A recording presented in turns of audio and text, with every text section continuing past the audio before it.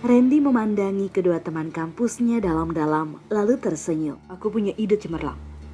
Arthur dan Zia memandangnya tak mengerti. Bagaimana kalau kita jadi detektif? Arthur tertawa terbahak-bahak lalu berhenti. Memangnya mau menyelidiki kasus apa? Pembunuhan seorang wanita tua di kastil peninggalan nenek moyangnya karena perampokan. Zia menyeringai. Hani, kamu terlalu banyak baca buku detektif. Atau kamu pikir, tidak. Tidak mungkin kan kalau kamu akan bilang bahwa di bawah bangunan gedung kampus kita ini ada warisan harta karun? Kalian pikir aku sebodoh itu? Randy mengumpat sambil menyalakan sebatang rokok. Lalu apa? Arthur tak berminat. Ini tentang skandal percintaan, ucap Randy tak berekspresi. Kali ini giliran Zia terpingkal-pingkal.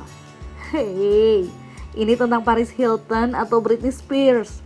Teman-teman, memangnya aku sudah gila? Ini bukan tentang siapa-siapa, tapi tentang adikku sendiri, Karenina. Zia tampak terkejut, tapi wajahnya acuh tak acuh.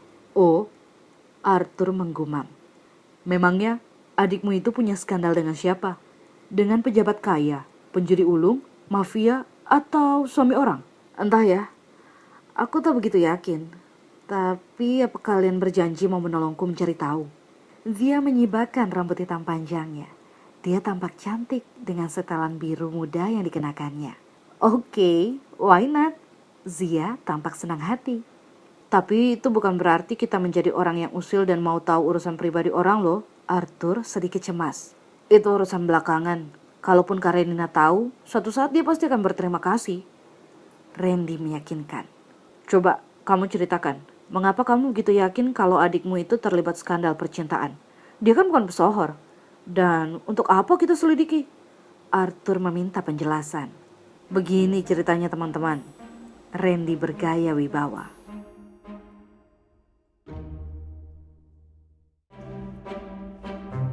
Akhir-akhir ini Karenina aku sayang bersikap janggal. Pada hari-hari tertentu dia bolos kuliah. Ini bukan tentang pekerjaan sambilan sebagai SPG. Dari rumah dia bilang pergi kuliah. Tapi nyatanya entah pergi kemana. Dan tiba-tiba dia menjadi genit, sering berdandan dan memakai baju seksi. Zia memalingkan kepala dan tersenyum. Kenapa tiba-tiba kamu jadi kakak yang posesif dan overprotective begitu? That's not good. Tapi aku tahu mungkin adikmu itu sedang jatuh cinta. Randy mengembuskan asap rokoknya kuat-kuat. Kalau itu aku paham. Tapi kenapa dia harus sering bolos kuliah? Memangnya dengan siapa dia pacaran? Hening sejenak. Kemudian Arthur berargumen. Jangan-jangan dia jadi pacar gelap seorang direktur, Bang. Hush! Randy setengah linglung. Itu dia yang aku ingin tahu. Bagaimana kalau kita cari tahu? Tanyakan saja langsung pada dia. Saran Zia. Sudah, tapi dia selalu menghindar dengan alasan yang dibuat-buat. Namun tepat. Ketiganya hening dan saling berpandangan. Randy tersenyum, senyum sok pintar, bahkan terlalu sok. Begini caranya. Randy merangkul Arthur dan Zia, kemudian berbisik-bisik.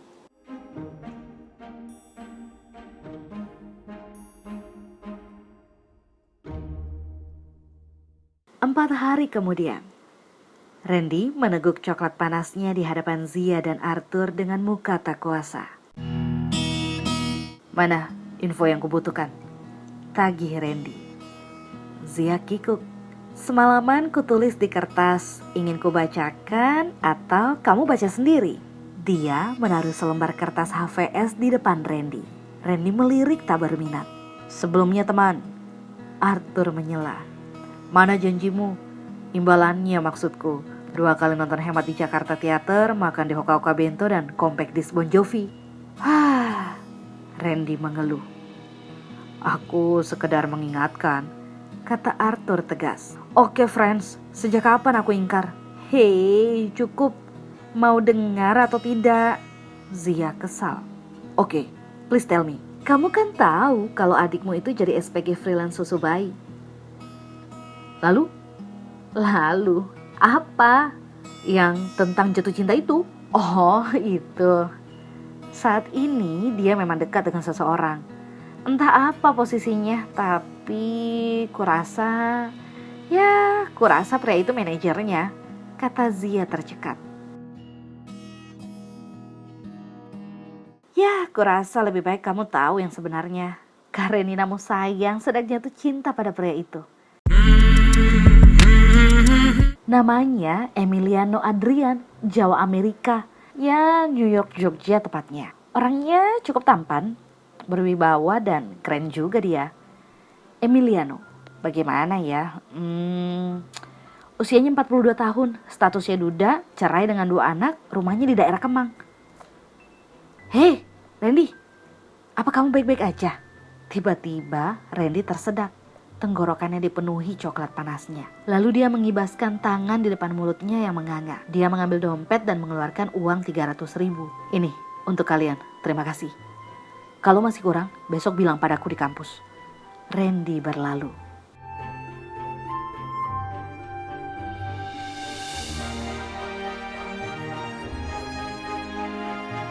Semalam aku membuntutinya. Pria bernama Emiliano itu yang disebut-sebut sebagai perampas hati Karenina. Aku pikir adikku itu orang paling bodoh sedunia, juga sinting. Bayangkan, dia bisa-bisanya jatuh cinta dengan pria seumur mama. Entah harus kupanggil pria itu apa. Om, Bang, Pak, Mas, atau Tuan. Kenapa sih harus dengan pria itu?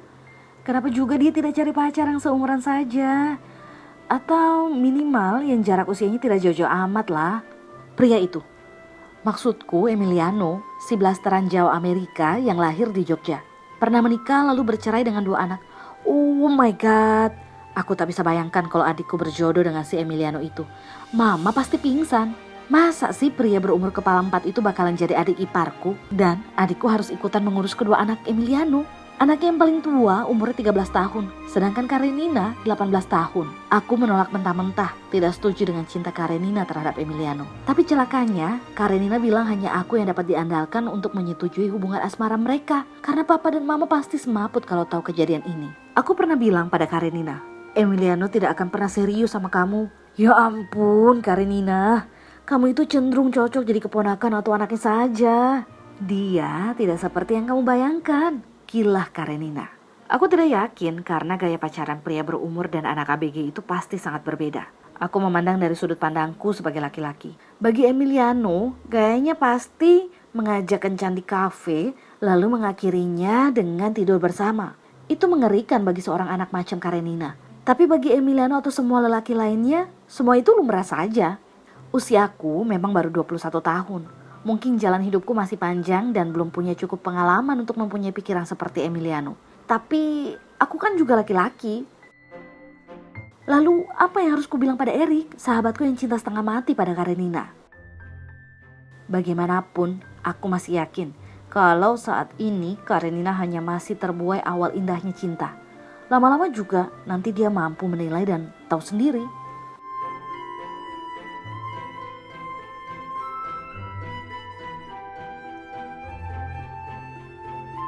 Semalam aku kencan dengan Emiliano. Kali ini berbeda, di sebuah lounge di bilangan Kemang. Kami bercandlelight dinner, aku agak kikuk.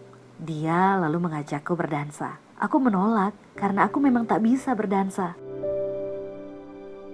Sini, ku ajari, bisiknya di telingaku. Aku pun menurut, sebenarnya aku agak sedikit takut. Bagaimana tidak?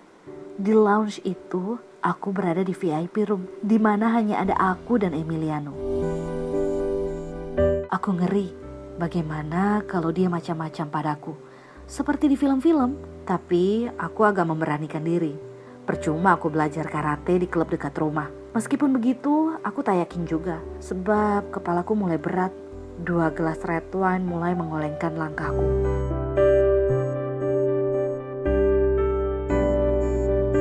Aku tidak pernah minum wine sebelumnya. Saat Emiliano memelukku erat-erat, aku mendapati hatiku bergetar.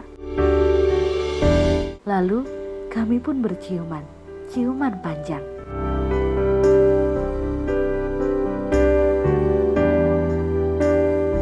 saat ini aku berada antara sadar dan tak sadar. Mungkinkah Tuhan sebagai dalang dan aku wayangnya mengatur langkahku sekarang untuk jatuh cinta? Aku sedikit berbohong pada Erik, dan akhir-akhir ini aku mulai menjauh dari dia. Benar apa yang Emiliano pernah bilang, hubunganku dengan Erik tidak bisa dibilang pacaran, karena aku tak punya hasrat untuk itu. Saat jatuh cinta pada seseorang, ada kasih sayang dan keinginan untuk memiliki, keinginan untuk berciuman, bahkan imajinasi seksual. Pada Erik, aku tidak merasakan apa-apa.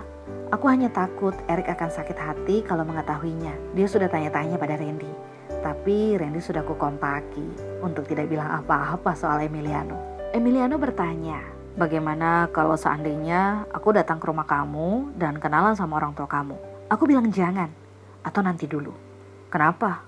Kamu takut? Atau malu? Aku cuma diam, mencari solusi yang tepat. Aku masih mereka-reka. Bagaimana kira-kira reaksi papa dan mama kalau tiba-tiba Emiliano datang dan memperkenalkan diri sebagai pacarku? Aku lalu mengalihkan pembicaraan ke soal yang lain. Suatu hari aku pernah diajak makan siang bersama mantan istri dan kedua anaknya. Aku senang. Dan alamak, mantan istrinya yang bernama Aisyah itu cantik dan baik sekali. Kenapa kau ceraikan? Kedua anaknya, Elvira dan Bimo, adalah dua anak yang manis, ramah dan sopan santun. Tante, nanti main ke rumah Bimo ya. Undang Bimo. Aku tersenyum mengiyakan, tapi aku kecut dipanggil tante oleh Elvira dan Bimo, terutama oleh Elvira yang usianya hanya 5 tahun di bawahku.